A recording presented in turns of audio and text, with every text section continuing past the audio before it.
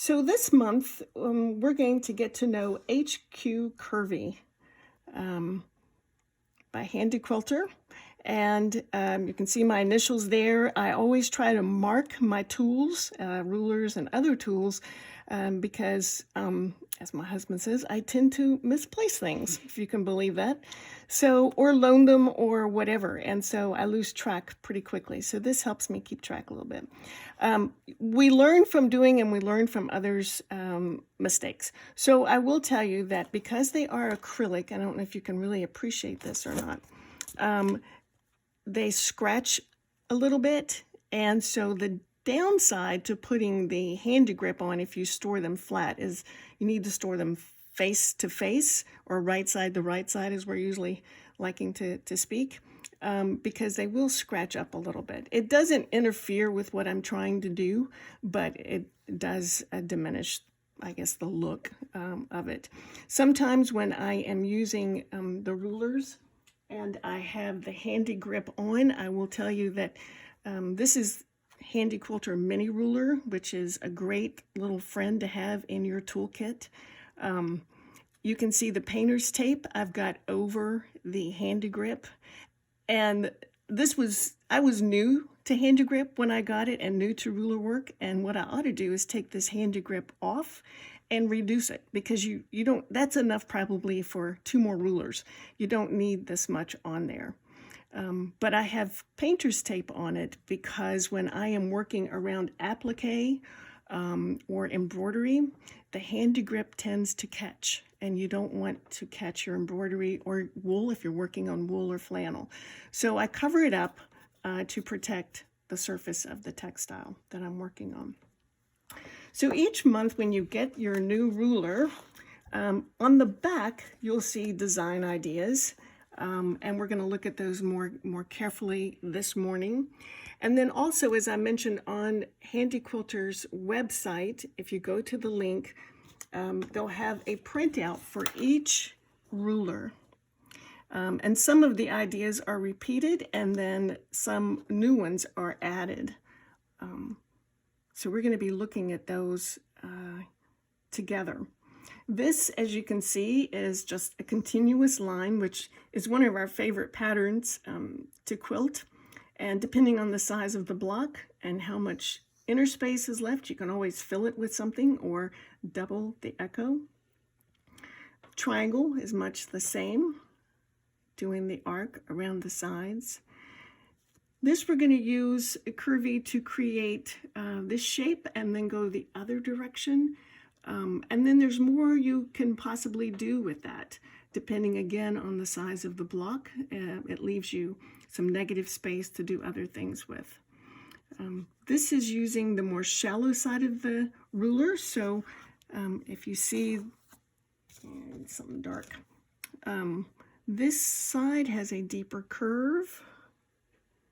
And then this side is a bit longer and a bit more shallow, which comes in nice for those bases, like of the triangle, when we're trying to quilt that out. So it's useful both sides, and you get a different shape of your curve. This would be using an 8-point grid, which Handi Quilter makes, and I guess other companies do too, but it's really handy because you can mark your fabric with your 8 points, and then you're just really working around those lines, and it creates a lovely petal, or a secondary design is created on the interior space. The triangle, a different idea is to use the deeper curve on the base of the triangle, and then you can echo that. You can change the spacing here to create areas that you can put decorative fill. So the possibilities are limitless. This is a wonderful border or sashing design. The idea here is that you travel and then come back.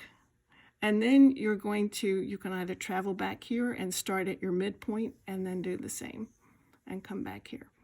So figuring out thread path is another important part of quilting. breaking thread and starting from scratch it gets to be a little bit old, and the back of your quilt looks a little bit different when you can be continuous in your path. So we'll look at that. So this is my drawing for folks that are used to my craziness. So this is just a continuous curve that we start here, go down, well, start here, and then go across to here, and go up, and then down. So the idea is that you work your one way or another first. So I'm working the verticals and moving over, work the vertical, moving over, and then I can come out here and then do my horizontals. So it works really nicely that way, and you can keep going. As you're doing it, if you'd like to fill in that space, there are hundreds of possibilities. You can actually double echo. This is the disadvantage to having a ring binder. So, but if you came out with your arc just a little bit bigger, you'd have a deeper echo out here that would come in, and again create a different space. And a lot would depend on the size of your blocks as well, what you would like to do. Okay, here is the path, and this is, I do this quite often. I put arrows or use different color inks for the first pass or the second pass so that I have a clear roadmap. Once I get going, I kind of get lost sometimes. So I'm starting at the midpoint here, what would be a block, or if it was a border, you would measure out so you'd know how many and how long you wanted each unit to be. The triangle, again, is just that echo in, and you could come on the other side. If this were flying geese, for instance, you could do the same on the other side. And this is that idea of spacing the triangle. One idea I had was, it depends on what you're working on, but if this is your finish fabric, this triangle is your finish fabric, and this is your ground, you could actually work this pattern in the ground to make this really pop up, and that would be really pleasing to the eye. This is the shape that they demonstrated here on the pattern. And then I thought, well, what would happen if we did the same idea, created it in the center? And this is really bad. I drew this like in the middle of the night. I had this thought and I got up and drew it out. So echoing again on each side, and then it creates a different pattern, just a different look. And it's hard to appreciate any depth or texture that's getting created with pencil and paper, but this would definitely create an interesting texture in your quilt.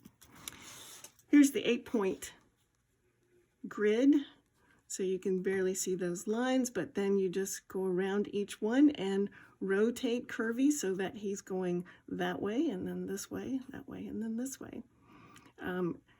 This design gets created, and you could even come in again here with Curvy and come in to create a whole nother look. Doodle, you know, I'm always saying, get your drawing paper out and doodle. Some other ideas that occurred to me was it would be a really neat border or sashing design if you turned it on end and just up and down, and then put fill in of any kind. Again, that's going to make these areas pop and create a really interesting look. Depending on the size of your block, and this is poorly drawn, another middle of the night thing, and this would work especially well if it was on point. Going to the point of each, and then this one is going to be a little more narrow, like use that shallow side and come out to your seam line. Let's pretend that's your seam line. So again, if they were, see, with a ruler, you could get these exact on each side. They wouldn't be like my pitiful drawings, but it gives you an idea of different things. And then the same sort of idea here. You could just go to each corner and echo that in, and then put a fill in. It could be either a curved crosshatch, or again, just waves up and down. or Lazy Eights or candy, anything. I had a note to myself that if you made this bigger, and if it were on the square, if you made this whole idea bigger and then work this in as a curved cross hatch, maybe even echo this first, take it from there and you could make your own little mini whole cloth that then could be used for a wall hanging or a table topper or a pillow, but that would be quite pretty. I might try to stitch that out. So those are some ideas that you can use Curvy with. I have to say that he is my buddy. I use him a lot. The other nice thing is he does have a flat side. And so if we're trying to move a short distance from one place to the other, it's nice to have that right there. You don't have to stop and reach for another ruler. So that is also very handy. When I am using straight lines, the mini ruler that I mentioned earlier is especially nice for the domestic machine. And that's simply because he's small. And so it's because of throat space. If you don't have a very large throat space, or even a large space to work, it's really handy and he gets the job done. So really handy that way. All right, well, those are the designs I have right now. So sometimes when we start stitching, all kinds of things happen. Okay, we're going to stitch out some of these designs that we have just looked at on paper. A couple of reminders. I have warmed up before we started today, and that's always a good practice, whether you're doing free motion or whether you're doing ruler work, especially if you've not quilted for a little while, but I do it every day, many times throughout the day actually.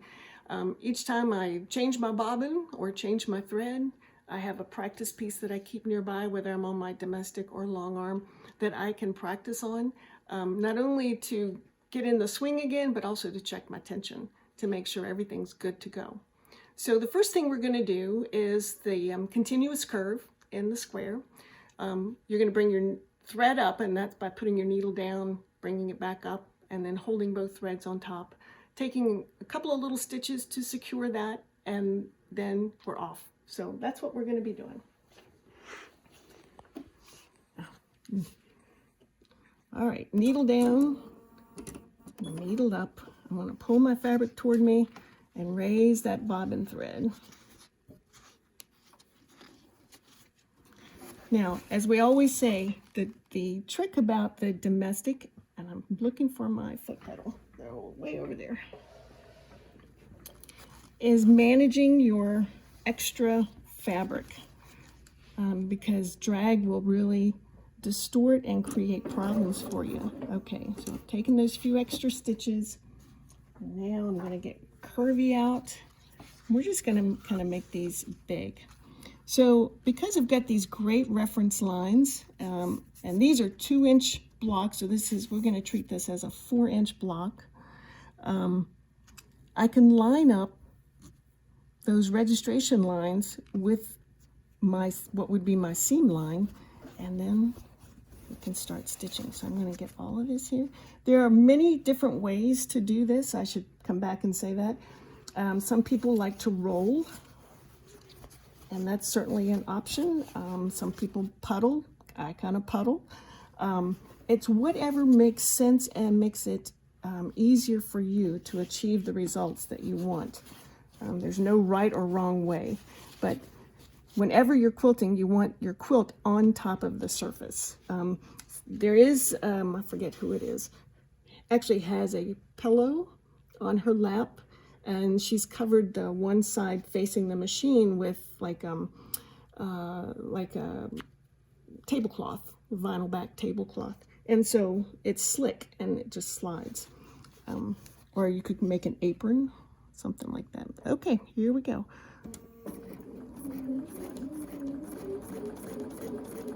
So you can see, not going real fast. And I've noticed my ruler has slipped a little bit, so I'm going to adjust.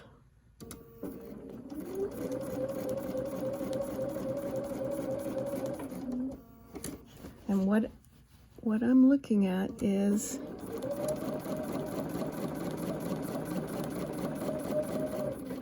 my 1/4 inch, which I am off. Should have practiced some more. All right, so let's try that again. And part of it is I think these grids are not quite square. Now, when you're really quilting, I'm taking a pin out. It's a basting pin to hold these layers together. The first thing I would do with a quilt like our sampler quilt is stabilize it by stitching in the ditch. Then that gives you some flexibility in taking the pins out that get in the way of our rulers. So if this were a true 1/4 inch, what I'm looking at is this space here, and I want that to be a 1/4 inch because my needle is a 1/4 inch from the outer rim of the short of the ruler foot. So that's looking a little bit better. Let's try this one. And I'm not watching the needle. People, what I'm watching is the ruler and how the foot is moving alongside the ruler. I'm trusting, because I've done all my homework, that the needle is moving fine, the tension is good, so I don't have to worry about any of that, and that's a much better curve. So because we're on the domestic, one advantage is that we can turn our fabric. So I'm going to turn the fabric so I can go the other direction now. So I've got 2 fingers here on the ruler. My hand is resting on the fabric, resting, not pressing, but resting on the fabric. And again, I'm looking at this space, imagining a 1/4 inch. So that's looking good. And here we go.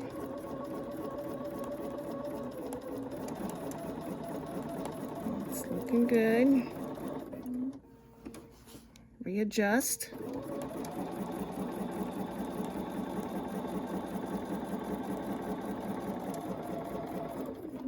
Very good. Okay. So we went down 2. We can go, you can travel left to right if you feel okay doing that. Let's try that, because we can't always turn our fabric. So again, I'm looking at the 1/4 inch here. I've got this center line matching up with my center. And I'm holding it, actually, the ruler with both thumbs while moving.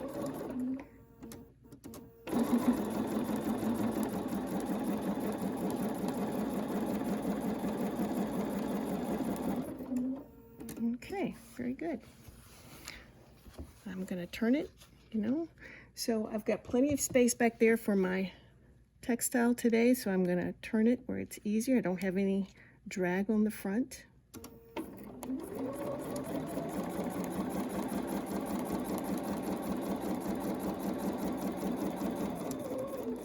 And if you find you have to adjust, stop, and it's important that you work with your needle in the down position. So when I stop, everything stays in place. I don't have to figure out where everything is because nothing has shifted.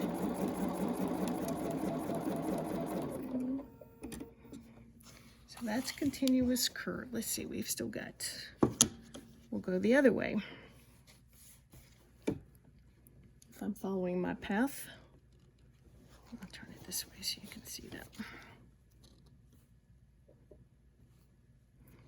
Checking my 1/4 inch and my midline marking.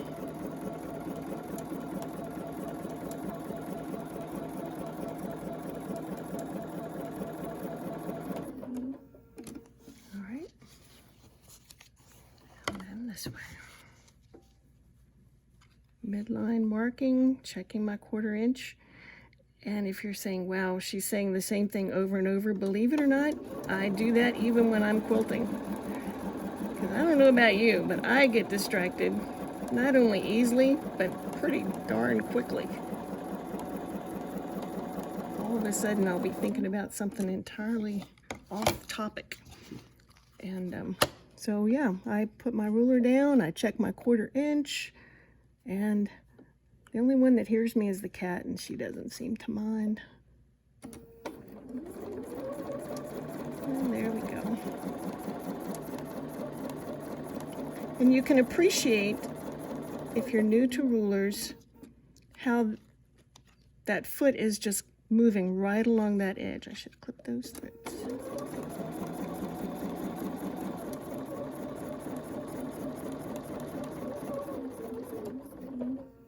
All right. Now, we're going to stop here for a minute. One of the things I will tell you from experience is because when we're quilting on a domestic, we're pulling that thread up, even on the long arm, we're pulling the bobbin thread up so that we have control over those threads when we start to stitch. So because of that, our newer machines have this wonderful feature of cutting our thread for us when we're stitching. And that's really nice and convenient. But if we use it when we're quilting, then when I go to start again and pull up that bobbin thread, it's so close down there you can't pull it up. So when I'm quilting, I don't use that feature. So what I'm going to do is raise my needle, and then I'm going to raise the presser foot, pull it forward just like we did at the beginning, and then I go back, needle down, needle up, and then there are my threads all in one spot. And it makes for a nice start and stop. And so that is your continuous curve. So if you can imagine doing that, it would look like orange peel or cathedral windows. You could actually stitch your blocks if it was a whole cloth, or these might be seams, and that would create a secondary design for you. I think the next thing we looked at was perhaps a triangle. So I'm going to use, instead of using this flat side, it is a bit of an angle because this is a longer, more shallow curve on this side. It does create a straight edge that's a slight angle, if you can see that. If I put it on this line, see how that's slightly, so if you're watching your registration lines, for me it kind of creates a visual confusion. I'd have to turn it like that somehow to get a straight line this way. So to make my straight line, I'm going to use my little guy here, my little friend, the mini ruler. So again, we're going to needle down, needle up. So let's just stitch out this triangle first. My foot pedal keeps slipping away. Okay, got those securing stitches. Now I'm going to turn this time because I can't see where I'm going with my ruler. So some folks are only comfortable, I'm going to raise this for a second and get that thread back here, are only comfortable using, like, working from the left. I encourage you, if you can, to get used to holding the ruler in either hand. It'll give you some flexibility. And that's, again, another reason why this little guy is nice, because if I didn't have all this wonderful throat space, you know, I would still have space to use this ruler. So moving right along that edge there, nice and evenly. And that's where speed control is helpful, because I don't have to think about how hard I'm pressing on the presser foot right now. I've kind of taken that out of the equation. If you don't have that option on your machine, then it's a matter of getting used to where your foot is pressing down and how much it's pressing down, so that you feel like you're in control of the ruler and the fabric moving as one unit. And so I'm moving with this hand, holding with this hand, but not pressing down, just letting it glide along. Okay, so we're going to imagine that our bottom seam is sewn. Oops. So let's see what this guy will do. And now I'm going to go right to left. So again, I'm checking this 1/4 inch. I've got my midline on the middle of that triangle, and I'm looking over here 1/4 inch. So it all looks pretty good, lining up pretty good. And now we're just gonna go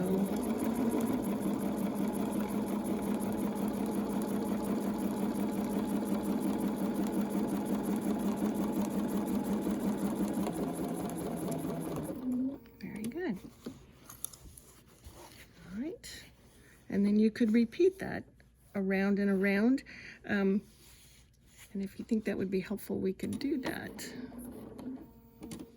So again, I'm looking way back here and can't see it, so I'm going to turn it so that I can see. And now I'm trying to line up the middle here, and that's a little trickier. So what I can easily visualize is this 1/4 inch where I want to end. And it's actually going to cross that midline, so that should be. Let's pretend I'm off, which I don't have to pretend that hard. So where I would make any adjustment is here at the top. Let's say I need to move over a little bit more to make that a 1/4 inch, a true 1/4 inch. So when you get to the top, you can make that slight adjustment. Or let's say I overshot the 1/4 inch and it was too narrow, so I can move slightly back this way until I see that 1/4 inch. So I'm gonna go right there. And then because you've got your needle down, everything stays in place. And so I have to move my elbow a little bit.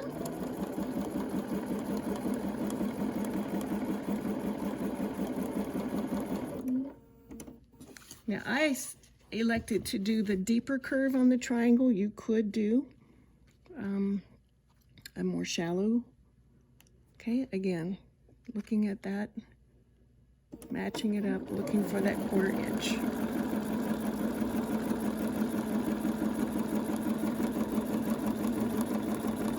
And believe it or not, because you will be practicing looking for that 1/4 inch when you're doing ruler work, it will actually improve your piecing skills because you will know a 1/4 inch. And that cannot be overestimated. So that's important. Okay. Now, if you're really brave, hopefully you're practicing your free motion too. For a lot of years, I was scared to death of rulers, so I only did free motion. So I got really fairly good at just doing lines without a ruler. But now that I have the ruler, it's much more secure because it's repetitive. And so I can just put my ruler down, line things up. Less stressful than trying to follow that line on a free motion.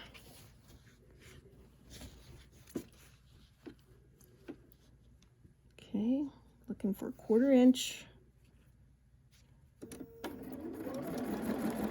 And holding the ruler with my thumb and forefinger and moving everything with my hand.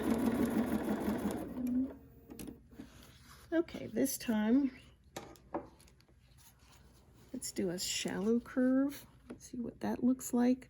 So I'm lining up this center line and looking for the 1/4 inch, and there it is. And because we've got our feed dogs down, we can go right to left, left to right, front to back, and back to front. Okay, so that gave us that more shallow curve. Now I'm going to... Excuse me a minute. Come on. Okay. You all right? Yeah. So now I'm going to... You could actually go from the base, or you could travel. So this would be a good place where you could use your straight edge if you wanted to travel up. And you would probably have that marked how far you wanted to go. I went about 3/4 inch. So then I'm going to line this up here.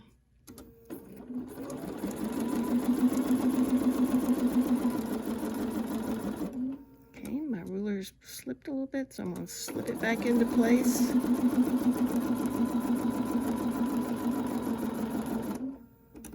Okay, I'm going to travel. Now, some rulers have registration. Well, this one does, but not all the way. So I'm going to travel. Again, you get pretty confident about how far you're going. So let's go an inch. And then put our ruler down. And that's about right, because here is our, it's hard to see, but quarter, half, and 3/4 is the dotted line right there, right above the, between the 60 and the 45. So the registration line will give me, if I put that dotted line on my last stitching, when I stitch out now, it's going to give me 3/4 of an inch.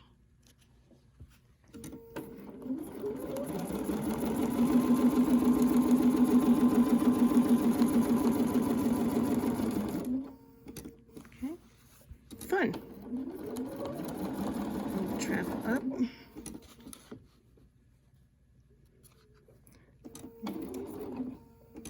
Give a little contrast. Don't go quite as deep this time.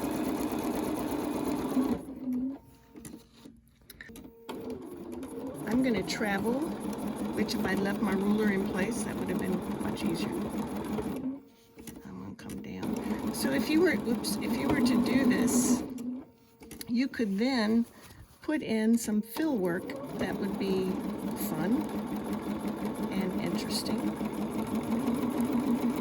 And this might be where you would want to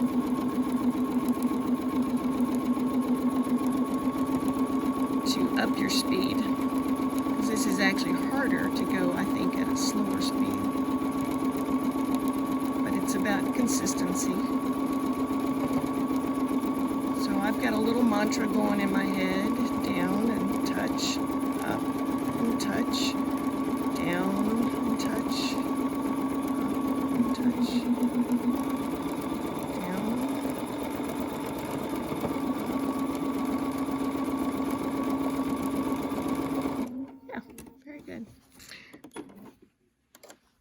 So again, ruler work is a great way to provide framework so that you can go back and do some fun and interesting fill work. A lot of fun. And because those shapes are going to be consistent each time, you'll get even better at your free motion. We're going to go over to the long arm and stitch out some more designs. So whether you are a domestic machine user or a long arm machine person, the designs are the same. The steps are very similar. So if you're on domestic, I encourage you to keep watching. You might have a question about a design and how it would flow then on your domestic. But it'll be very similar. So let's go over there and see how things work. We're on the long arm. This is the Amara by Handi Quilter. Notice I've got my ruler base on so that I have a nice firm surface on which to put my ruler. Okay, and then I'm working in precision.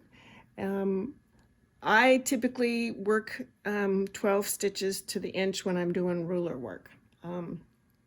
So that can vary for, maybe it depends on the thread you're using, or if you're using a heavier weight thread, you might want a bigger stitch. But that's what we're going to be using today.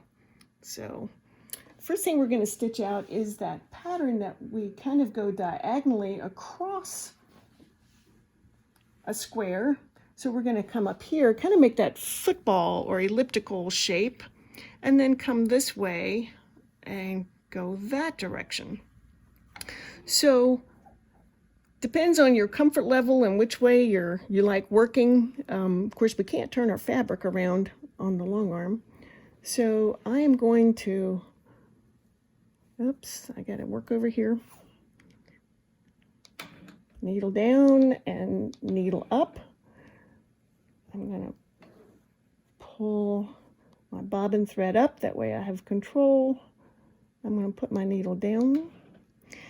Now you can, on the Amara, do a tie off, and you can tie that off up to 5 stitches. So if I were to hit that, it would do 5 stitches in that one spot. I don't typically use that a whole lot. It does sometimes create a bit of a knot. So what I typically do is take some tiny stitches slowly right at the hole, like almost like a tiny back stitch.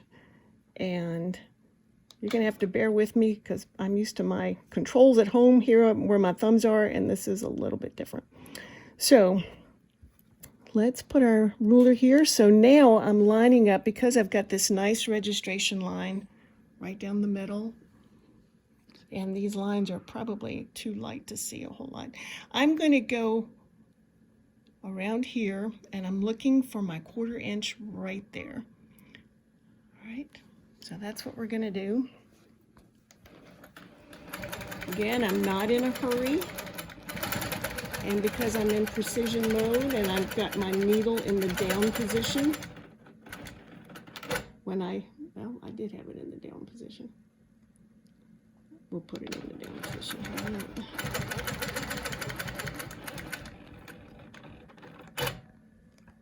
All right.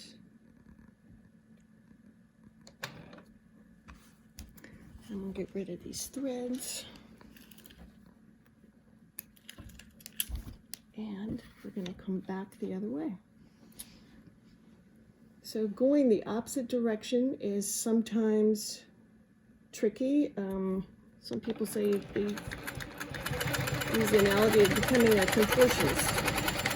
But what I do is stop, needle down. I'm going to reposition my hands. And then go back up to the top.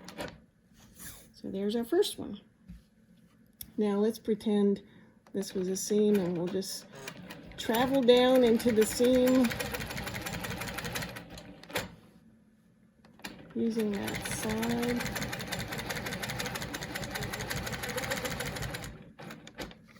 And then we're going to go this way. So I'm lining up that midline. This isn't exact. This fabric is slightly askew, so I'm going to have to fudge a little bit, which is okay because how many of our seams are true. So what I'm going to check, if that's the case and you're working on a block at home and the midline will not quite hit that midpoint in order to give you your 1/4 inch, then what I would do would be watch, because with the ruler up against your foot, you're going to have a 1/4 inch true. I would watch, I would stitch here, and then when I get to the top, I'm going to look and see where I am with my 1/4 inch back there.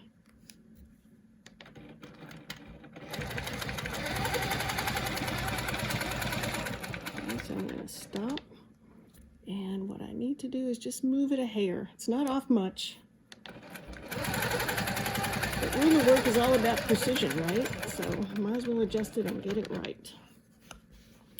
And then we're going to come back this way and line it back up. Now this time I probably will have to move it the other way because I don't have quite a 1/4 inch down here. So I'm going to stop and I'm going to slide it just a hair so I get my 1/4 inch down here.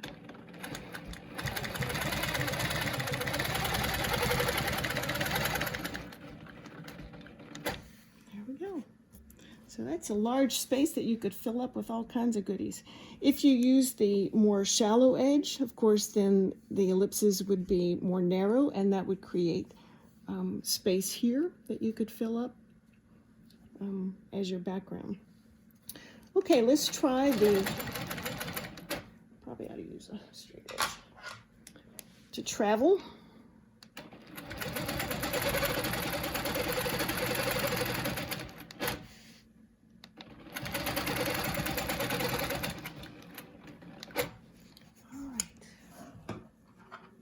So remember that sashing design we were talking about. So again, I'm going to line up my midline, which means I'm going to end here. So I'm looking at that 1/4 inch.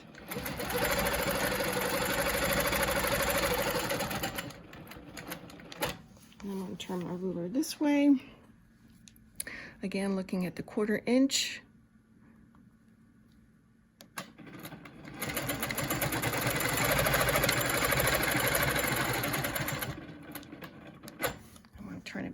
around this way, travel back.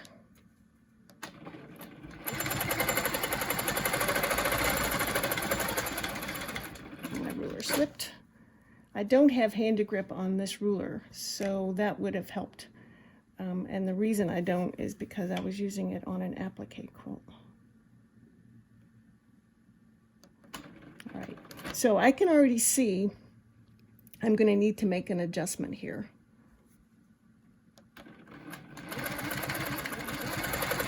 I'm going to stop here and then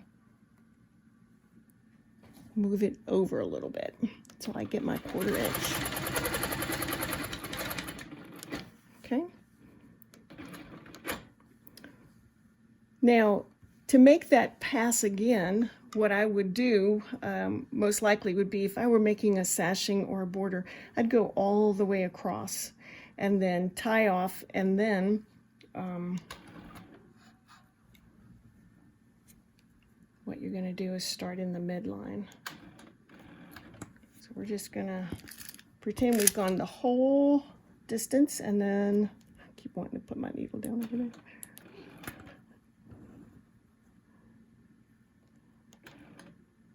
All right, now we're going to take those tiny little stitches and we're going to repeat it, except this time we're looking here.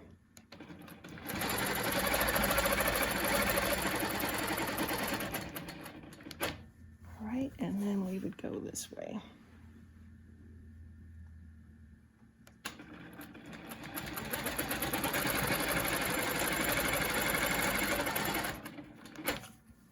And then come back. Okay, so this time I'm going to have to slide my ruler a little bit to the right when I get to the top in order to make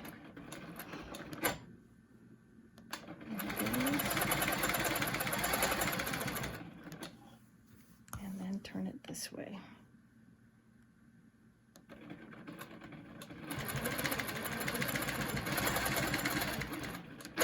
Slide it in here.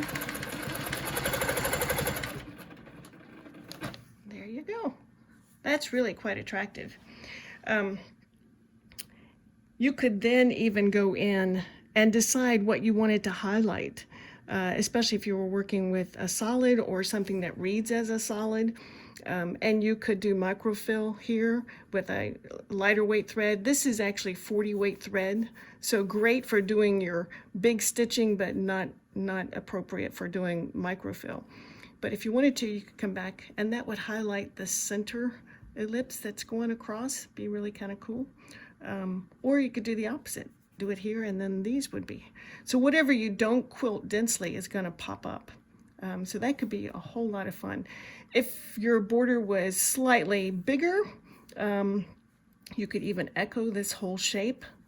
And that's a real simple thing to do with using the ruler. So what we would do would be put our ruler, let me turn it this way so you can see. If we put our ruler right back on our stitching line and then stitch, it's going to give us that 1/4 inch. If you just wanted to do the outside outline but use your ruler, well then you would use your ruler this far and then turn it that far and then create an echo all the way around, which would be really cool too. One of the ideas I came up with too, of course we've got to do the daisy, but since we're talking about borders, so this is a ruler from Club 4. And these were spinning rulers, what was known as the spinning ruler set. And I find ways to use things. So this turns out to be a great shape, which I think we explored in class, for a border. So I simply used the ruler. I calculated my measurement to see how many of these would fit. And sometimes you have to do a little math. Take away from a little and add a little bit to the others to create this shape. And then I used Curvy here to come alongside, and so I had a registration mark drawn right here. I don't know, it's faintly blue, you can still see it. So I can get that while you're looking at that. So with each of these, I just have a faint midline drawn. And then what I can do is line up my ruler, and I was using this line, the dotted one, and then curving it till I hit that midline. So I'm looking at my 1/4 inch here and 1/4 inch there. And each time when I repeat that, I'm going to get the same size and the same shape here. And then turn it, and again, looking for that 1/4 inch. Back around. So that created a fun border, and then you can go in and fill it with free motion. These are piano keys, but you could go back and do beadboard or loops or whatever. So it's an encouragement. I try to remind myself to use them in concert with other rulers that we have explored, or other rulers maybe that you have already on hand, rather than in isolation, because they make good buddies with each other for sure. Okay, one last thing we'll do then is the, oops, handle again. We'll do that spinning flower if you'd like, and then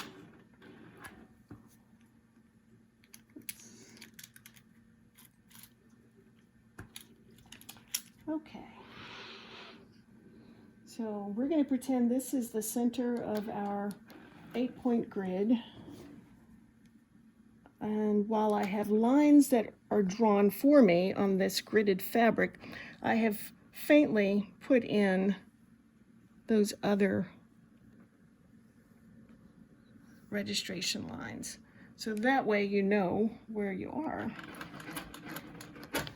Okay, got that out of the way. So now we just start traveling around, and sometimes I would encourage you to start where you can see the best. You know, it takes a little bit of, so there's that faint midline, and I'm gonna go, well, if we make it the size of the block, let's make it the size of the block, make it easy. So I'm looking at a 1/4 inch right there.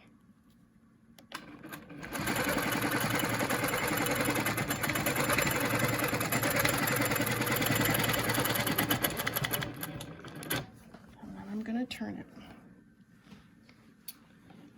until I get my 1/4 inch, and that line is almost, there it is. So I'm lining up that registration line on my ruler with where the two lines intersect, where the seams intersect, if you will. Okay, so that's proving to be a little awkward, so I'm gonna needles down so nothing's moving. I'm gonna switch hands. And come back up that way and do the same. Looking for 1/4 inch. There's my line.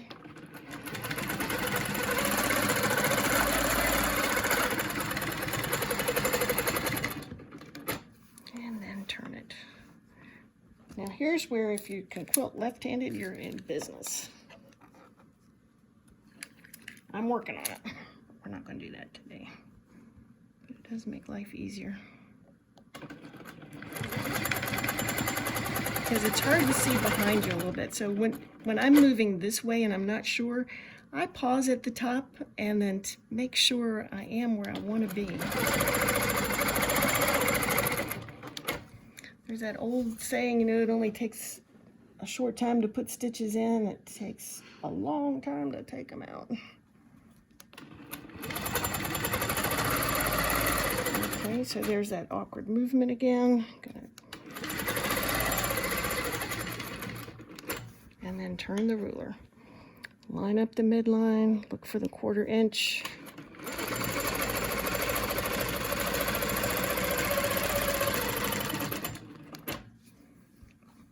And I forgot to do the others. That's okay.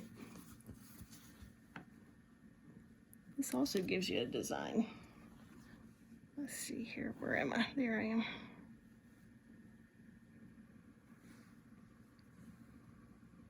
Yep. Double check. Oh, I see what happened.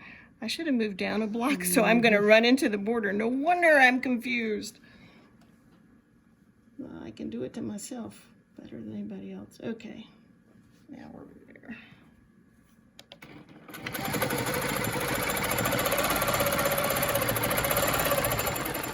Well, this will be interesting. Let's see what we can get.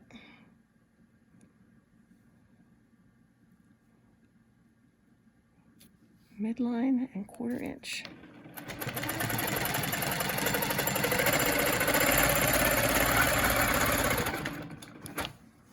Now you can go back in, and what I would do if I were going to fill this up a little bit is decide where I'd want that first echo to come. And let's say I'd like it to stop maybe 1 inch below. And so I would make a small registration line, or a target, if you will, just a dot. So you have a target each time so that you know how to line up your ruler each time to get to that particular dot, and it would give you the same then shape on the inside of that.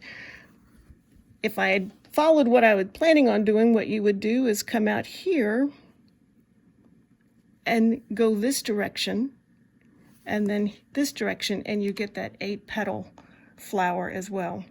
This you could fill in, again, echo out, fill in. If this were a block you were doing, you could even echo it out and then add on some more designs, and then use that as a whole cloth. That would be really pretty. So lots of ideas. Little Curvy, man oh man. We've just scratched the surface, no pun intended. So